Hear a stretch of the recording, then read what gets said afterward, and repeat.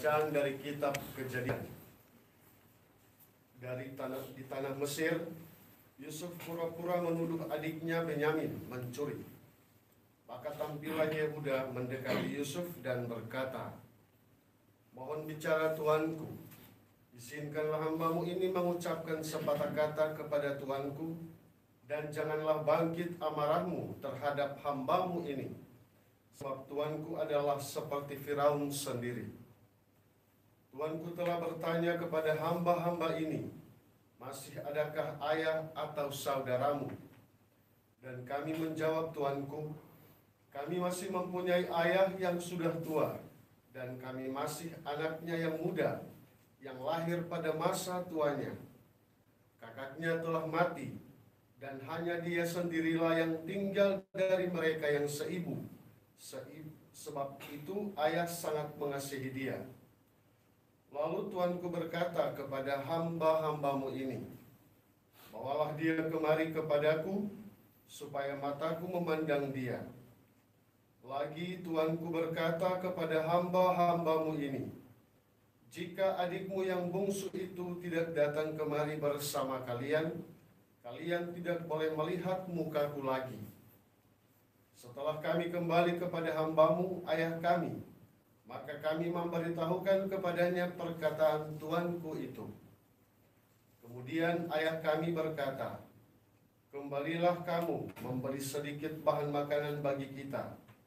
Tetapi jawab kami, kami tidak dapat pergi ke sana, sebab kami tidak boleh melihat muka orang itu, apabila adik yang bungsu tidak bersama-sama kami. Kemudian berkatalah hambamu, ayah kami, kami tahu bahwa istriku telah melahirkan 2 orang anak bagiku. Yang seorang telah pergi, dan aku telah berkata, tentulah ia diterkam oleh binatang buas, dan sampai sekarang aku tidak melihat dia kembali. Jika anak ini kamu ambil pula daripadaku, dan ia ditimpa kecelakaan, maka tentulah kamu akan menyebabkan daku yang ubanan ini turun ke dunia orang mati karena nasib celaka. Ketika itu Yusuf tidak dapat menahan hatinya lagi di depan semua orang yang berdiri di dekatnya. Lalu berserulah ia, suruhlah keluar semua orang dari sini. Maka tidak ada seorang pun yang tinggal di situ bersama-sama Yusuf ketika ia memperkenalkan dirinya kepada saudara-saudaranya. Setelah itu menangislah ia keras-keras, sehingga kedengaran oleh orang-orang Mesir dan seisi istana Firaun. Dan Yusuf berkata kepada saudara-saudaranya, akulah Yusuf. Masih hidupkah Bapa? Tetapi saudara-saudaranya tidak dapat menjawabnya, sebab mereka takut dan gemetar menghadapi dia. Lalu kata Yusuf kepada mereka, marilah mendekat. Maka mendekatlah mereka. Kata Yusuf sekali lagi, akulah Yusuf saudaramu yang kalian jual ke Mesir.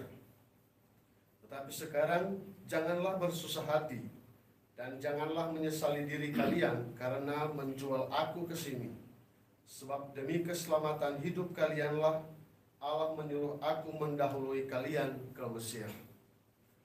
Demikianlah sabda Tuhan. Syukur kepada Allah. Mazmur tanggapan dengan referen, ingatlah akan karya Tuhan yang ajaib. Ingatlah akan karya Tuhan yang ajaib. Ketika ia mendatangkan kelaparan ke atas tanah Kanaan dan menghancurkan seluruh persediaan makanan, diutusnya seorang mendahului mereka, yakni Yusuf yang dijual menjadi budak. Ingatlah akan karya Tuhan yang ajaib. Kakinya diborgol dengan belenggu, lehernya dirantai dengan besi, sampai terpenuhilah nubuatnya dan firman Tuhan membenarkan dia. Ingatlah akan karya Tuhan yang ajaib. Maka raja menyuruh melepaskan dia, dan penguasa para bangsa membebaskannya. Dijadikannya dia tuan atas istananya dan pengelola segala harta kepunyaannya. Ingatlah akan karya Tuhan yang ajaib. Bait pengantar Injil. Haleluya, haleluya, haleluya. Haleluya, haleluya, haleluya. Kerajaan Allah sudah dekat. Bertobatlah dan percayalah kepada Injil. Haleluya, haleluya, haleluya. Tuhan sertamu Dan sertamu juga. Inilah Injil Yesus Kristus menurut Matius. Dimuliakan Tuhan. Pada waktu itu Yesus bersabda kepada ke-12 muridnya, "Pergilah dan wartakanlah kerajaan surga sudah dekat.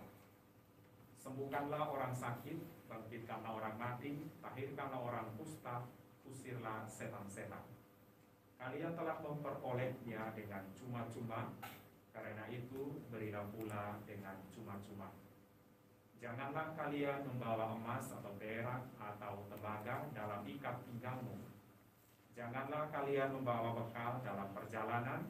Janganlah kalian membawa baju 2 helai, kasut atau tongkat, sebab seorang pekerja patut mendapat upahnya. Apabila kalian masuk ke kota atau desa, carilah di situ seorang yang layak dan tinggallah padanya sampai kalian berangkat. Apabila kalian masuk rumah orang, berilah salam kepada mereka. Jika mereka layak menerimanya, salammu itu turun kepadamu. Jika tidak, salammu itu kembali kepadamu. Dan apabila seorang tidak menerima kalian dan tidak mendengarkan perkataanmu, keluarlah dan tinggalkanlah rumah atau kota itu dan tebaskanlah debunya dari kakimu. Aku berkata kepadamu, sungguh pada hari penghakiman, tanah Sodom dan Gomora akan lebih ringan tanggungannya daripada kota itu. Demikianlah sabda Tuhan. Terpujilah Kristus. Kalian telah memperolehnya dengan cuma-cuma, karena itu berilah pula dengan cuma-cuma. Jadi ayat ini menegaskan lain kali apa yang kita sering lakukan di sini. Misalnya kalau Pastor Egen datang bawa pisa limo, itu 1 meter namanya pisa limo, itu bagian dari mengamalkan Injil hari ini. Sudah terima cuma-cuma, datang beri juga dengan cuma-cuma. Karena kalau kita pergi ke umat, ya umat akan beri kita dengan cuma-cuma. Kalau kita beri, mereka bilang, aduh pastor, aduh frater, tidak usah, nanti saja.